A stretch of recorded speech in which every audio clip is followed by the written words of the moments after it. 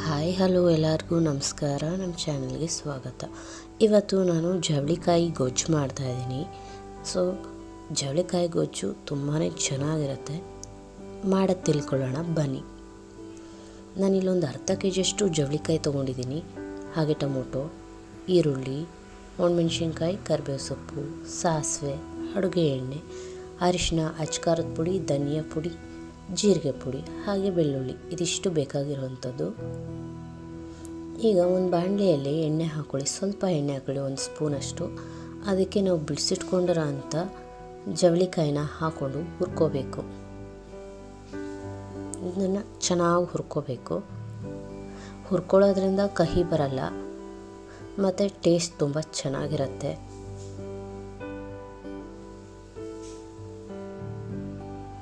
ನೋಡಿ, ಗೊತ್ತಾಗುತ್ತೆ ನಮಗೆ ಅದು ಬಣ್ಣ ಬದಲಾಗೋದು.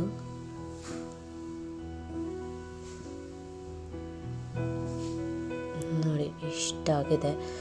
ಇದಾಗಿದೆ. ಹುರ್ಕೊಂಡು ಒಂದು ಬೌಲಿಗೆ ಟ್ರಾನ್ಸ್ಫರ್ ಮಾಡ್ಕೊಳ್ಳೋಣ. ಇಷ್ಟು ಚೆನ್ನಾಗಿ ಹುರ್ಕೋಬೇಕು. ಈಗ ಅದೇ ಬಾಣಲೆಗೆ ಸ್ವಲ್ಪ ಎಣ್ಣೆ ಹಾಕ್ಕೊಂಡು ಸಾಸಿವೆ ಹಾಕ್ಕೊಳ್ಳೋಣ.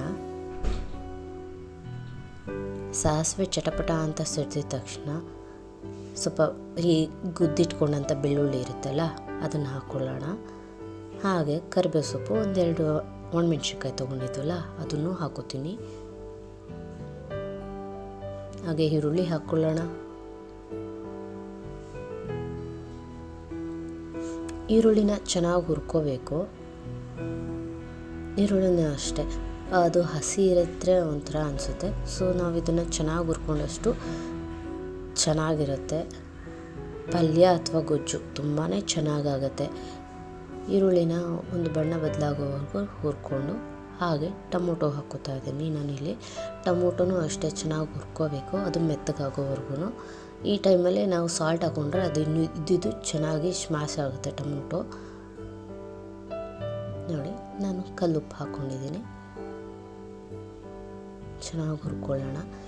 ನೋಡಿ, ಈ ಥರ ಗ್ರೇವಿ ಥರ ಆಗುತ್ತೆ. ಅದನ್ನು ಟೊಮೊಟೊ ಹಾಕಿ ಹುರ್ಕೊಂಡ್ಮೇಲೆ ಅದಕ್ಕೇ ಹುರಿದಿಟ್ಕೊಳ್ಳೋಂಥ ಗೋರಿಕಾಯಿನ ಹಾಕ್ಕೊಳ್ಳೋಣ.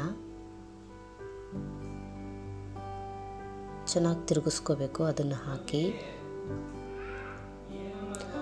ಆಮೇಲೆ ನಮಗೆ ಎಷ್ಟು ನೀರು ಬೇಕೋ ಅಷ್ಟು ಸ್ವಲ್ಪ ಹಾಕ್ಕೊಂಡು ಬೇಯಿಸ್ಕೋಬೇಕು. ಇದು ಗೋರಿಕಾಯಿ ಬೇಯಬೇಕಲ್ಲ, ಹಾಗಾಗಿ ಸ್ವಲ್ಪ ನೀರು ಹಾಕ್ಕೊಂಡು ಬೇಯಿಸೋದಕ್ಕೆ ಮುಚ್ಚಿಟ್ಬಿಡೋಣ.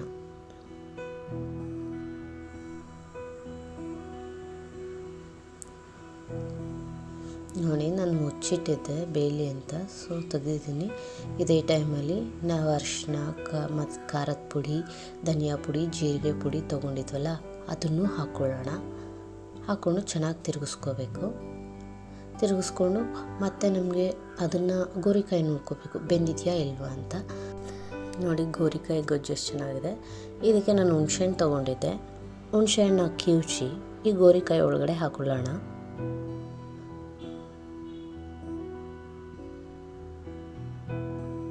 ಅಡುಗೆಲಿ ಹುಳಿ, ಉಪ್ಪು, ಖಾರ ಇತ್ತು ಅಂದರೆ ತುಂಬ ಚೆನ್ನಾಗಿರುತ್ತೆ. ನೋಡಿ, ಎಷ್ಟು ಗ್ರೇವಿ ಬೇಕೋ ಅಷ್ಟು ಗ್ರೇವಿ ಮಾಡ್ಕೋಬೋದು ನಾವು. ಹಾಗೆ ಇಲ್ಲಿ ಸ್ವಲ್ಪ ನಾನು ಬೆಲ್ಲನೂ ಯೂಸ್ ಮಾಡಿದ್ದೀನಿ. ಎಲ್ಲ ಹಾಕಿ ತಿರುಗಿಸ್ಕೊಳ್ಳೋಣ ಚೆನ್ನಾಗಿ. ಇದನ್ನು ಹಾಗೆ ಮುಚ್ಚಿಟ್ಬಿಡೋಣ.